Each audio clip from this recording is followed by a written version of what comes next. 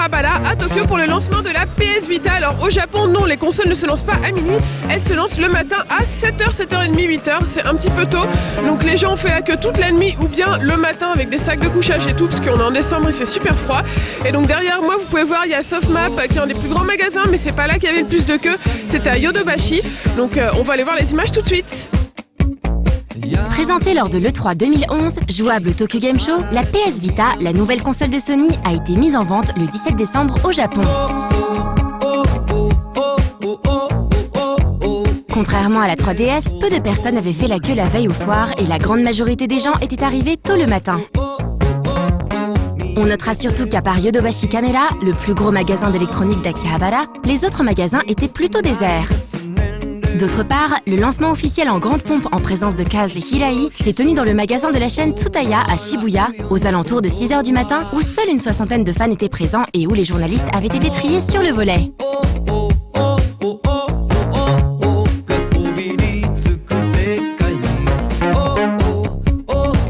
L'autre chose qu'on remarque, c'est que le modèle qui parle le plus, c'est le modèle Wi-Fi plus 3G. C'est celui qui a été le plus pris pendant les réservations et c'est celui que les gens cherchent le plus. Il y a beaucoup de gens qui ont essayé de le réserver dans les grandes enseignes, mais il n'y en avait plus. Du coup, ils se sont rabattus sur des enseignes plus petites qui ne sont pas forcément des enseignes spécialisées jeux vidéo au début. Mais bon, ils l'ont trouvé. A priori, il n'y a pas de problème d'approvisionnement pour le moment. Après, on sait que, par exemple, un petit peu, un jour, 2 jours avant la date de la sortie officielle, il y a forcément des PSP qui sont, des PS Vita qui sont un petit peu partis dans la nature. On pouvait voir ça sur les blogs japonais en photo et sur les réseaux sociaux. Mais bon, a priori, voilà, c'est pas comme en France où on a des gros rushs de foule qui hurlent. Ici, ça reste quand même super calme. Au final, l'ambiance était beaucoup plus tranquille que lors des réservations, comme l'explique Mathieu, un Français vivant à Tokyo et qui en a profité pour acheter la console. Alors j'ai réservé la PS Vita le jour même, donc c'était le 15 octobre ou quelque chose comme ça. D'ailleurs ça a été assez catastrophique parce que les Japonais ont fait la queue dès la veille pour réserver. Et nous on y allait comme une fleur à 13h. On a eu de la chance, on a eu dans ce Softmap les trois dernières Wi-Fi PS Vita. Et on a réussi à avoir pour un autre ami la dernière 3G en fait. Donc pas trop de difficultés. Pareil, les memory cards, on les a réservés parce que aujourd'hui, il n'y en avait plus en fait. Donc,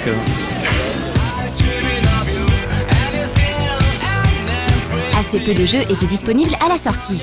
Parmi les titres principaux, des grosses licences comme Uncharted Golden Abyss, Everybody's Golf World Invitational, Katamari Damacy ou encore Ridge Racer, pas vraiment des titres qui font vendre au Japon.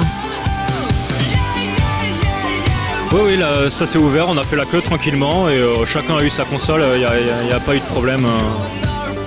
Alors j'ai acheté Uncharted, qui un incontournable, Katamari, parce que je suis assez fan de Katamari, donc le jeu où on roule la boule, et un jeu de combat, Blaze Blue, pour faire du coop avec les amis, etc. Donc, du coop, des combats. Donc 3 jeux, je vais peut-être revenir plus tard pour m'acheter Disgaea 3 parce que je l'ai bien aimé sur PlayStation 3. Donc me le refaire ce serait bien. Ouais. Donc maintenant qu'on a une PS Vita entre les mains, on va suivre des Français justement qui l'ont acheté et on va aller voir à quoi ressemble la console. Une fois la console en main, ce qui saute aux yeux, c'est la qualité de l'écran et les inévitables temps de mise à jour comme sur la plupart des consoles du moment. Pour ce qui est des chiffres de vente, environ 320 000 consoles se sont vendues au lancement, alors que Sony en avait préparé 700 000 pour faire face à la demande. En deuxième semaine, il s'en est écoulé autour de 72 000, le chiffre tombe à 42 600 en troisième semaine, ce qui est très bas. En ce qui concerne cette troisième semaine, il ne faut pas oublier de prendre en compte qu'elle correspond au Nouvel An au Japon, qui comporte 2 jours fériés consécutifs où les gens restent en famille et où la majorité des magasins sont fermés pendant 4-5 jours. Cependant, sur cette même semaine, la 3DS s'est écoulée à 20 000 exemplaires de plus. La raison est simple, la ludothèque de la portable Nintendo est beaucoup plus fournie, les prix plus bas et l'orientation plus familiale fait que de nombreux enfants se la sont procurés grâce aux étrennes assez conséquentes que reçoivent les petits japonais pour la nouvelle année. Sinon, on notera qu'aujourd'hui, certains revendeurs proposent déjà la PS Vita à bas prix. On a pu la voir d'occasion, mais en état quasi neuf chez Mandalake à 20 000 yens, c'est-à-dire environ 200 €, seulement 3 semaines après la sortie. Le désintérêt des joueurs étant évidemment dû à l'absence de titres phares qui feront décoller les ventes de hardware. La sortie européenne et américaine est prévue le 22 février 2012 avec environ 25 jeux.